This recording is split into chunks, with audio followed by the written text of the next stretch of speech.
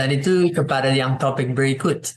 Discernment mulai hilang, and biblical anchoring atau pegangan atau akar dalam Alkitab mulai juga hilang.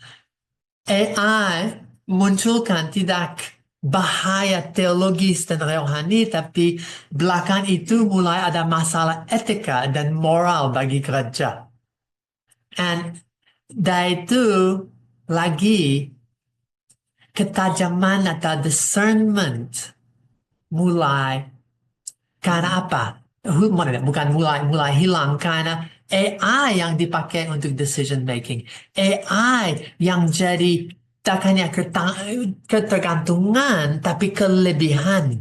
Dan itu tidak hanya jadi alat, tapi untuk banyak orang karena malas, mungkin karena gampang, maka just ikut pilihan AI. Misalnya, saya cari sesuatu yang muncul link pertama di Google, ya itu aja. Atau saya akan dengan hati-hati lihat 1-2 halaman dan pilih yang saya rasa terbaik. Hanya untuk cari informasi, manusia sudah hilang tajamnya atau loss of discernment. Apapun yang muncul di dalam 1-2 pilihan pertama dari Google, itu pasti oke, pasti benar, dan ternyata tidak. Dengan cara yang sama dengan AI, kami akan dan sering terima langsung daripada betul sampai bergumul, sampai even bertengkar dengan tidak seperti ini. Pandangan Kristen tidak cocok ini. Atau saya mau tahu dari sisi ini. Belakang itu jadi kompromi, tidak hanya kepada integritas pribadi, tetapi ke pelayanan. Dan AI sangat humanist secara dasarnya, dan harus bilang ke AI, jangan daripada humanist. Itu sangat sekular. Harus bilang ke AI, saya tidak mau pandangan yang sekular. Itu alasan Sabda selalu ngajar, mulai dengan kalimat, saya orang Kristen yang cinta Alkitab. Itu sudah akan menolong, tetapi dari sisi etika dan moral, tak hanya untuk integritas pribadi, tapi gimana pelayanan? Untuk bikin khotbah, untuk bikin lagu, untuk bisa mulai daripada hari Minggu sampai pelayanan yang lebih luas. Nah, ini tadi ada pertanyaan juga dari salah satu peserta, apakah ya boleh dipakai untuk persiapan khotbah? Boleh Pak, tapi harus dengan cara yang benar. Ada banyak cara yang tidak benar yang dipakai untuk mempersiapkan khotbah, itu yang sangat berbahaya. Dan banyak pendeta tidak sadar itu. Bahwa sebenarnya kita harus mengikuti langkah-langkah hermeneutik ketika kita mempersiapkan khotbah dengan AI. Jadi tidak boleh skip langkah-langkah penggalian yang harus kita lakukan. Karena Bapak Ibu yang harus membaca firman Tuhan adalah kita, bukan AI. Yang harus mengerti firman Tuhan bukan AI, tapi kita sebagai hamba Tuhan yang akan memberikan khotbah. Yang harus mengerti siapa kita, hamba Tuhan.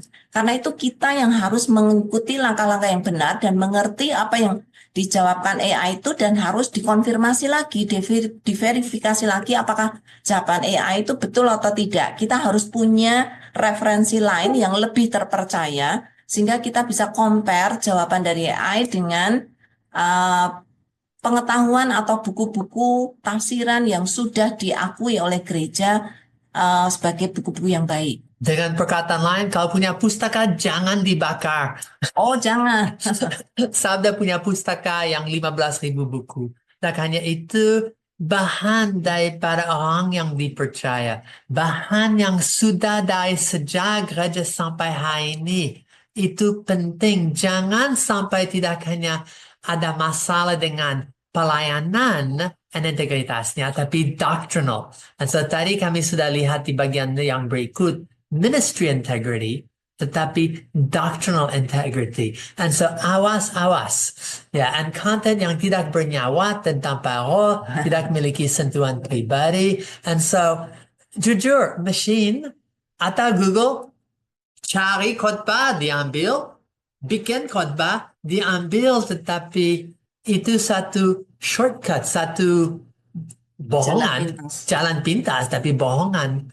Dan so bagaimana dan apakah firman harusnya bergumul dan lahir dalam hati Ya, manusia? Pelayanan itu lahir dari hati Tuhan yang ditanam dalam hati manusia. AI bisa meniru, itu dah hanya simulasi human intelligence, tapi bisa menolong untuk simulasi human activity. Dan pelayanan ada aktivitas dari manusia. ya. Dan lebih lagi pelayanan otomatis. Seperti apa kau bikin satu chatbot untuk berdoa?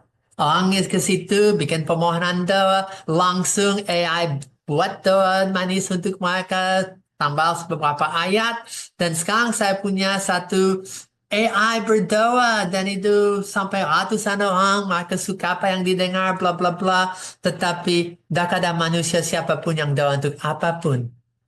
Pelayanan diotomatisasikan. Pendidikan bisa diotomatisasikan. Sampai saya mau belajar daripada dunia pendidikan biasa daripada yang catechism. Saya sekarang dilatih oleh AI, belajar dari AI, dan nanti dites oleh AI, dan saya sudah tahu semua kepercayaan Kristen. Tapi mana mentoring, mana doa, mana pelayanan, mana semua sisi manusia? Apakah AI akan mengganti penggembalaan? Apakah itu akan mengganti mentoring dan semua aspek dari pelayanan? Kalau hati-hati, mungkin tidak ganti 100%, tapi bisa menukar sebagian dari Ya. itu. Dan tadi kami omong tentang dehumanization. Ini satu jenis dehumanization yang lain. Tidak hanya saya dan nilai sebagai keunikan manusia di dalam mata Tuhan, tetapi sekarang pelayanan sisi manusia ditarik dan diambil dan ditukar. Dan itu bukan pemuridan lagi, tapi pelayanan untuk efficiency, untuk cost. Apakah itu diotomatisasi? Lebih cepat, lebih gampang. Dan mereka hanya peduli itu atau tidak? Nah, ini ada tanggapan yang menarik dari JM. Secara pelan-pelan AI suka mengarahkan pikiran, mungkin juga bahkan iman kita ke arah yang salah, misalnya ateis. Jadi harus punya akar yang kuat dalam firman dan iman kepada Tuhan. Betul, Betul. Pak, ada dua hal yang sangat penting sekali. Literasi AI artinya tahu apa kelebihan, kekurangan, dan bahayanya AI. Tapi yang kedua juga Literasi Alkitab. literasi Alkitab. Kita harus tahu iman kita, pengertian itu harus kita yang mengerti, bukan AI.